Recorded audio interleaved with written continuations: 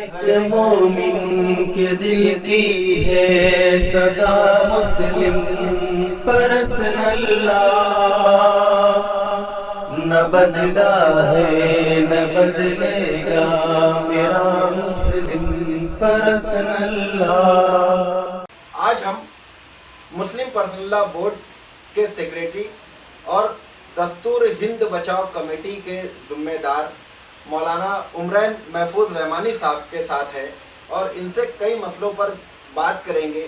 آپ کے سامنے جو شہر میں جو باتیں چل رہی ہے ان سب سوالوں کو ہم سیدھا مولانا سے پوچھیں گے اور آپ کے سامنے پیش کریں گے۔ مولانا، آپ کا استقبال ہے ہمارے چینل میں۔ سب سے پہلا تو یہ کہ آج شہر اور دیش میں جو قانون لاگو کیا گیا ہے CAA سٹیزن امینڈمنٹ ایکٹ، اس پر اتنا احتجاج کیوں اور کیا یہ احتجاج ضروری ہے؟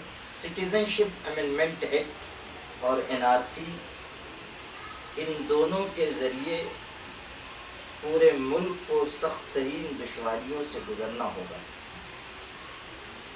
NRC کو لاگو کرنے کے لیے جو پروسیجر متعین کیا گیا ہے، NRC لاگو ہو جانے کے بعد اس کی وجہ سے سخت ترین مشکلات کا لوگوں کو سامنا کرنا پڑے گا، اور ایسا نہیں ہے کہ صرف مسلمانوں کو دشواری ہوگی، بلکہ ملک میں بسنے والے 1 ارب 20-25 کروڑ لوگوں کو لائن میں لگنا ہوگا۔ یہ عجیب سرکار ہے، ہر تھوڑے دن کے بعد کوئی ایسا شوشہ لاتی ہے کہ ملک کے باشندوں کو لائن میں کھڑا ہونا پڑتا ہے۔ نوٹ بندی ہو، GST ہو، یا بینکوں میں اکاؤنٹ کے منجمد ہو جانے کا معاملہ ہو، لوگوں کو قطاروں میں لگنا پڑتا ہے۔ کتنے لوگ لائن میں لگ کر مر چکے ہیں۔ اب NRC کے ذریعے پورے ملک کے باشندوں کو قطار میں کھڑا کر دیا جائے گا۔ یہ نہ ہندو کا مسئلہ ہے، نہ مسلمان کا مسئلہ ہے، یہ ہندوستان کا مسئلہ ہے، بھارت کا مسئلہ ہے۔ ایسے وقت میں جب کہ کرپشن بڑھ رہا ہے، ملک اقتصادی بحران کا شکار ہے، بہت تیزی سے GDP گر رہی ہے، ریپ کی وارداتیں ہو رہی ہیں، عورتیں محفوظ نہیں ہیں، کسان خودکشی کر رہے ہیں، پورے ملک میں ہاہاکار مچی ہوئی ہے۔ ایسے وقت میں کیا یہ زیب دیتا ہے کہ آپ NRC لاگو کریں؟ کیا ایسے وقت میں یہ زیب دیتا ہے کہ آپ سٹیزن شپ امینڈمنٹ ایکٹ کے نام پر بھید بھاؤ کریں، کسی مذہب والے کو آگے کریں، کسی مذہب والے کو پیچھے کریں؟ یہ اس ملک کی گنگا جمنی تہذیب کے خلاف ہے کہ اس ملک میں مذہب کے نام پر بھید بھاؤ کیا جائے۔ یہ اس ملک کے دستور کے خلاف ہے کہ کسی مذہب والے کو گری ہوئی نظر سے دیکھا جائے۔ اور اس وقت ملک کا ضمیر زندہ ہے، الحمدللہ لاکھوں لاکھ ہمارے غیر مسلم بھائی اس سٹیزن شپ امینڈمنٹ ایکٹ اور NRC کے خلاف آواز لگا رہے ہیں۔ ہم نے بھی اپنے شہر سے آواز لگائی، پوری ریاست میں بلکہ ملک میں آواز پہنچی، انٹرنیشنل میڈیا تک وہ آواز پہنچی۔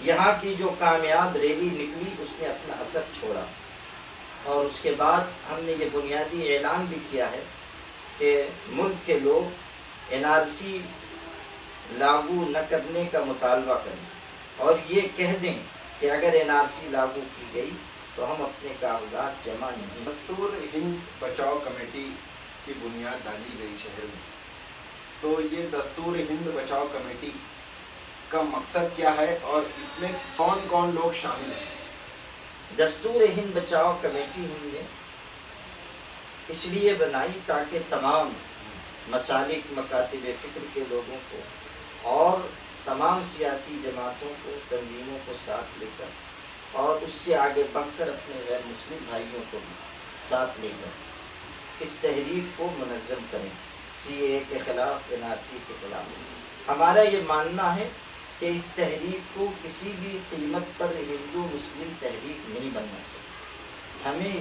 اس تحریک کو اس طور پر چلانا چاہیے کہ یہ دیش کا مسئلہ ہے، یہ اس دیش کے دستور کا مسئلہ ہے، اسے ہمیں بچانا ہے، اور اسے بچانے کی ذمہ داری صرف مسلمانوں کی نہیں ہے، تمام دیش واسیوں کی، تمام اس ملک کے ناگرکتا رکھنے والے لوگوں کی ہے۔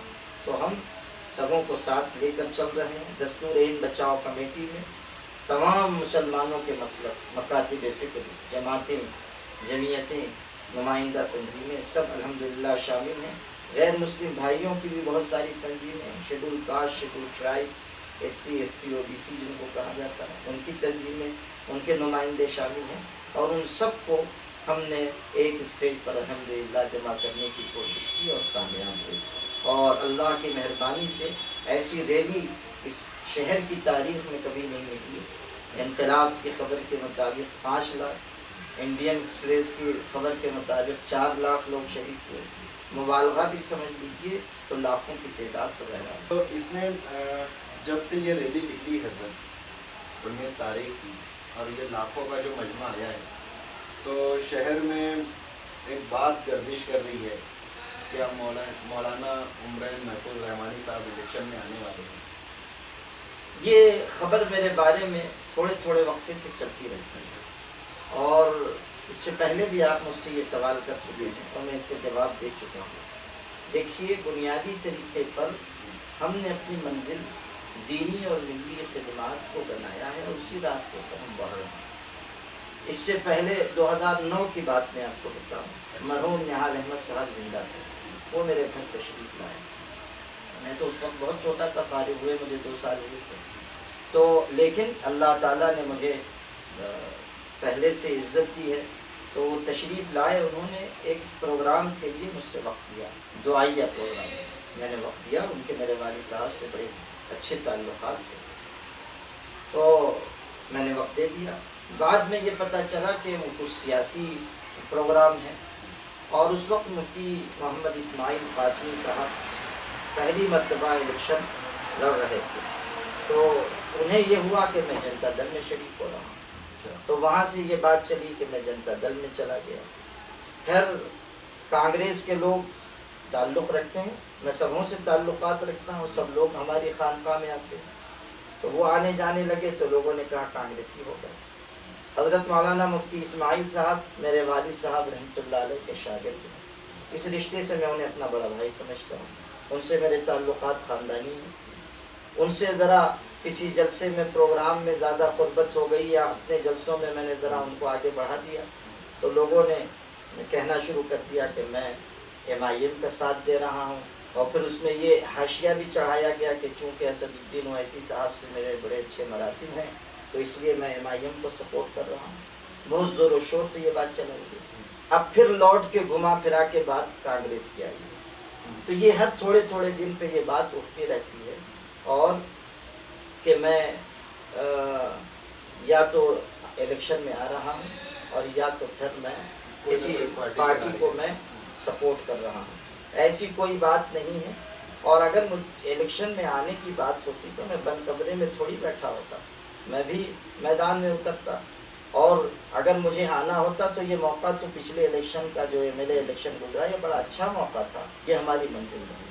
میں صاف کہتا ہوں کہ میرا کوئی ارادہ اس طرح کا نہیں ہے، میں چاہتا ہوں کہ اللہ کے دین کی خدمت کرتا رہوں آخری سانس تک، دین و ملت کی جو خدمت اللہ مجھ سے لے وہ میں انجام دوں، اور ایمان پہ جیوں، ایمان پر دنیا سے اٹھ جاؤں، یہ میری پہلی آخری تمنا۔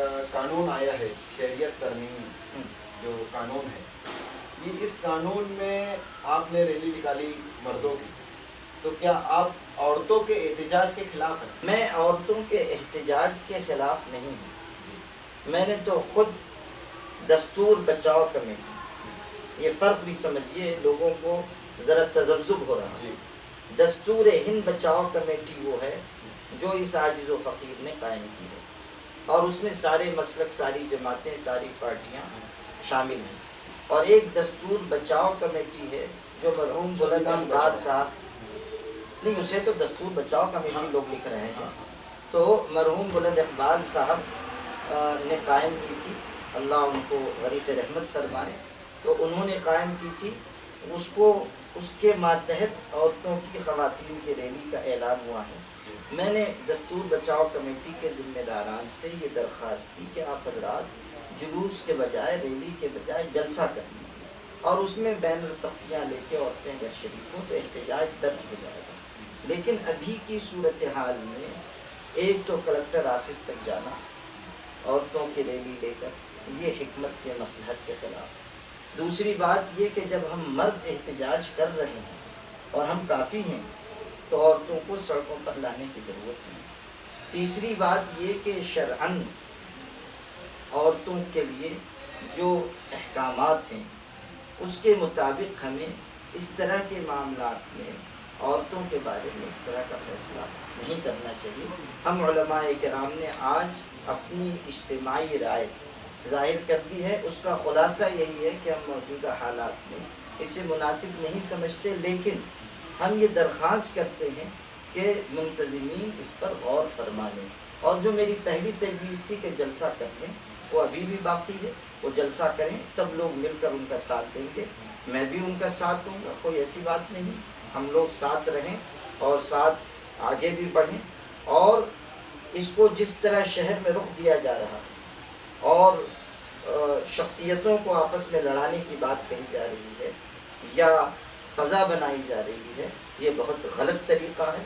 ہم نے اگر اپنے اختلاف رائے کا اظہار کیا ہے تو شرعی بنیادوں پر اور مصلحتوں کے مطابق کیا ہے، اور اس کو یوں نہیں دیکھنا چاہیے کہ ہم کسی شخصیت یا پارٹی کی مخالفت کر رہے ہیں۔ میں نے تھوڑی دیر پہلے یہ بات دہرائی ہے، پھر میں دہراتا ہوں کہ مفتی اسماعیل صاحب سے ہمارے خاندانی تعلقات ہیں، وہ میرے والد صاحب کے شاگرد ہیں، ہم لوگوں کے مراسم بہت اچھے ہیں اور اچھے رہیں گے انشاءاللہ، لیکن اگر بڑا بھائی کہیں کوئی غلطی کرے تو چھوٹے بھائی کی یہ ذمہ داری ہے کہ وہ اس کو ٹوک دے، شرعی معاملات میں یہ ہماری بنیادی ہے۔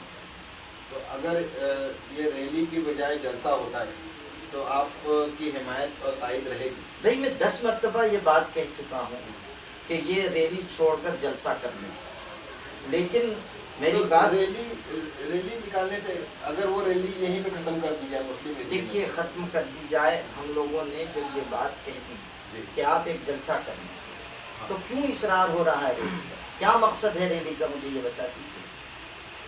بھائی احتجاج درج کرانا ہے تو جلسے سے احتجاج درج ہو جائے گا۔ دستور ہند بچاؤ کمیٹی نے عورتوں کو یہ کام دیا ہے کہ وہ دعائیں کریں، آیت کریمہ کا ورد کریں۔ ایک بات ہمیشہ یاد رکھیں کہ ہم اللہ تعالیٰ کی شریعت پر عمل کر کے ہی کامیابی کی شاہراہ پر جا سکتے ہیں۔ ہم اللہ کی شریعت کو چھوڑ کر اللہ کی نصرت نہیں لا سکتے۔ جو رواجی طریقے دنیا کے ہیں وہ دنیا اختیار کرے، ہمیں وہ طریقے اختیار کرنے چاہیے جس سے ہمارا اللہ راضی ہے۔ تو اسی طریقے کے مطابق ہم نے یہ کہا کہ دعائیہ مجلسیں ہوں اور خواتین گھروں میں آیت کریمہ پڑھیں، سورہ یاسین شریف کا ختم کریں۔ ابھی بھی میں آپ کی معرفت درخواست کرتا ہوں بہنوں سے کہ وہ اس طرف توجہ دیں اور اللہ کا نام لیتی رہیں۔ اگر ضرورت پڑی اور جلسے میں بلایا گیا جلسے میں آئیں، لیکن ریلی کی رائے ہم علماء کرام کی نہیں ہے۔ یہ تو چلو ٹھیک ہے، ریلی کا معاملہ ہو گیا یا جلسے کا معاملہ ہو گیا۔ دستور ہند بچاؤ کمیٹی کا آگے کیا، یہ جیسے ابھی NRC لگنی ہے ایسا لوگ بول رہے ہیں اور یہ قانون پاس ہو چکا ہے، اس کے خلاف میں دستور ہند بچاؤ کمیٹی کا آگے کا کیا لائے عمل رہے گا؟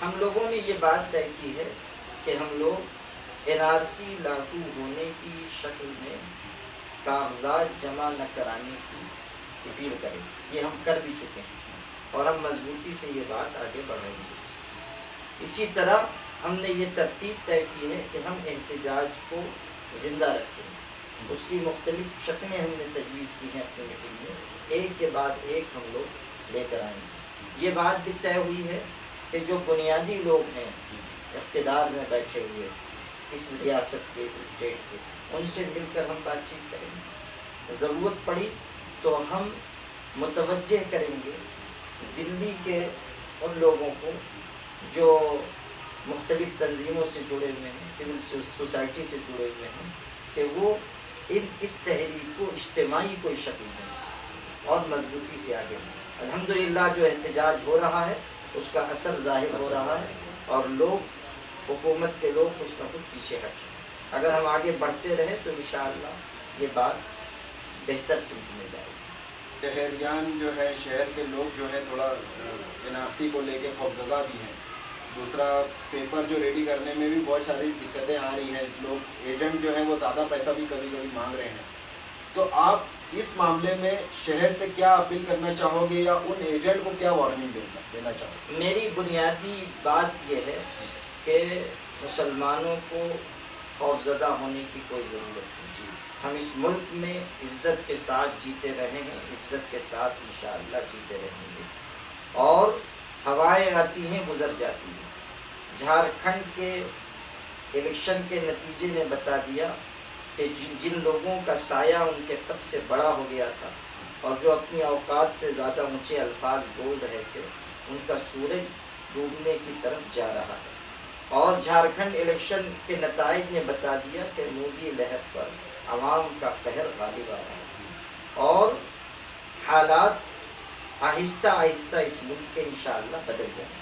ہماری ذمہ داری یہ ہے کہ ہم پست ہمت نہ ہوں، مضبوطی سے آگے بڑھیں، اپنی آواز کو بلند رکھیں، اور اپنے بڑوں کی رائے کے مطابق آگے چلتے رہیں، جذباتیت کے راستے پہ نہ جائیں، بلا وجہ معاملات کو بگاڑنے کے راستے پہ نہ جائیں۔